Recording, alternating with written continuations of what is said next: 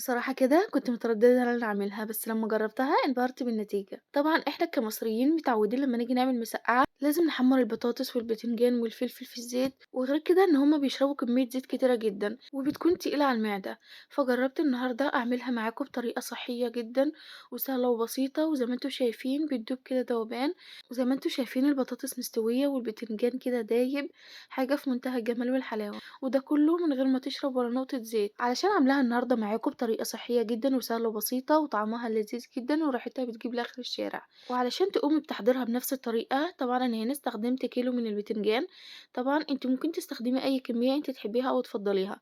طبعا خدته وغسلته كويس وقطعته الى شرائح. وطبعا انت ممكن تقطعيه اي تقطيعة انت تحبيها او تفضليها، ممكن بالطول او بالعرض، يعني دي حاجة ترجع لك انت.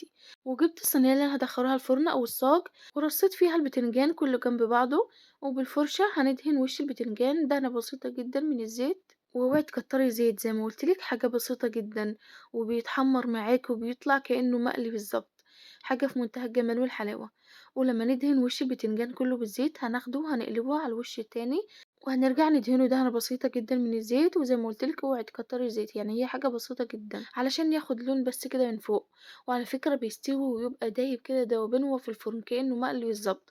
واقول لكم انا كنت متردده ليه، كنت خايفه ان البتنجان ما يستويش معايا، بس بجد لما طلعته من الفرن لقيته دايب كده دوبان. خدت الصاج بتاعي بقى ودخلته الفرن، وهو في الفرن جبت نص كيلو من البطاطس، قشرته بقى وغسلته كويس وقطعته الى شرائح.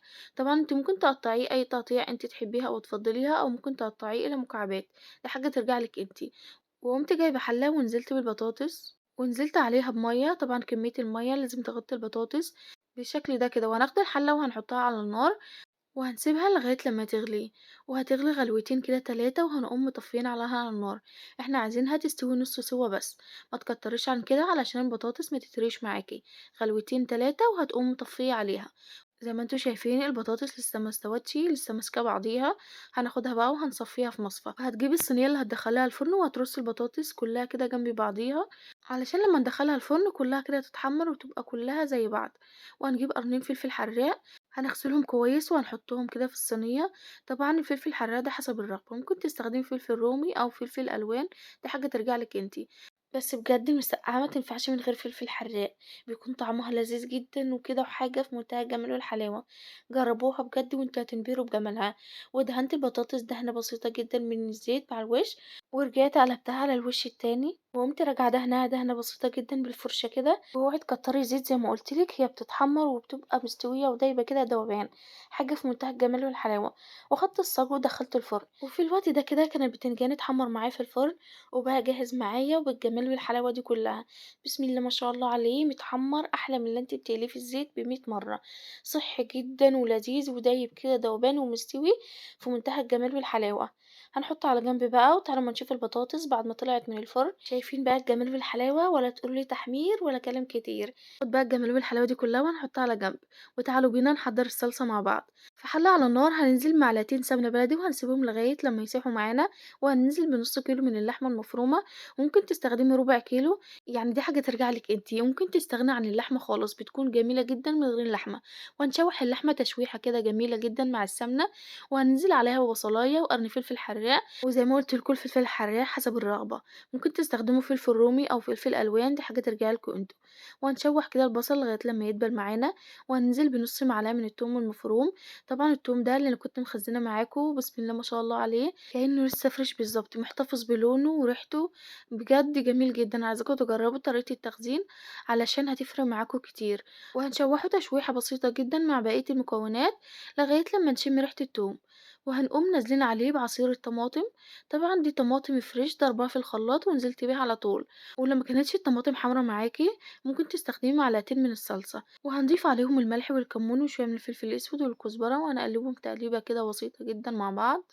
وهنسيب الصلصة على النار لغاية لما تستوي معانا، يعني لغاية لما الطماطم تستوي معانا بس، يعني احنا مش عايزين الصلصة تتسبك معانا، احنا عايزينها فيها نسبة من المية علشان لسه هتدخل الفرن، ولسه هتكمل سواها في الفرن، يعني لسه هتتسبك في الفرن. احنا عايزينها بس كده زي ما انتوا شايفين، هوريكم كده بالمعرفة. زي ما انتوا شايفين هي غلوتين 3 كده لغاية لما الطماطم تستوي معانا بس، وهنقوم مطفيين عليها. ويلا بينا بقى نحضر احلى صينية مسقعة ممكن تجربوها، بجد لذيذة جدا، هتنبهروا بجمالها وريحتها اللي تجنن لما تجربوها. هنجيب بقى الصينية اللي إحنا هندخّلها الفرن، هننزل بأول طبقة من البتنجان شايفين بسم الله ما شاء الله عليه كأنه مقلي بالضبط، وهننزل عليه بالطبقة التانية اللي هي البطاطس، وهننزل بالفلفل الحراق حسب الرغبة زي ما قُلت لكم، وهننزل بنُص كمية الصلصة اللي إحنا عملناها، بنفس الطريقة دي. ومن فضلكم لو لسه مكملين معايا لسه ما اشتركش في القناة يشترك علشان بجد اشتراكاتكم دي بتفرق معايا جدًا، وبتشجعني وبتخلّيني أكمل معاكم وأعمل معاكم وصفات أحلى وأحلى. وهننزل بالبتنجان ولو اتبقى معاكم شوية بطاطس كده هتنزلي بيهم، وهننزل عليهم بكمية الصلصة المتبقية عندنا، وهنحط كده شريحتين كده من الفلفل بيديها لون وشكل جميل جدا. وهنقوم واخدين الصينية بتاعتنا ومدخلينها الفرن. طبعا احنا بندخلها على درجة حرارة عالية، انها بتكون شغالة من فوق ومن تحت، وهنسيبها لغاية لما تستوي معانا كده وتدوب كده دوبان في الفرن وتبقى جاهزة معانا. هي بتاخد حوالي ربع ساعة في الفرن وبتكون جاهزة وبالجمال والحلاوة دي كلها. تعالوا أما اوريكم بقى قد ايه هي دايبة ومستوية، بجد طعمها لذيذ جدا وريحتها بتجيب لاخر الشارع. جربوها بنفس الطريقة وانتوا هتنبهروا بجمالها. وعلى فكرة انا اول مرة اجربها، انا دايما لما باجي اعمل مسقعة لازم احمر البطاطس والبتنجان والفلفل كده في الزيت، بس بجد لما جربت الطريقة دي انبهرت بالنتيجة. وكنت مترددة، كنت خايفة ان البطاطس ما تستويش معايا وان البتنجان كده لما ادخله الفرن ما يستويش وينشف كده ويجلد في الفرن. بس بجد اتحمست وقلت لازم اجربها واشوف البتنجان اذا كان هيستوي معايا ولا لا. ولما جربتها بجد انبهرت بالنتيجة. جربوها وانتوا هتنبهروا بيها. وبألف هنا ليكم، شكرا جدا للمتابعة.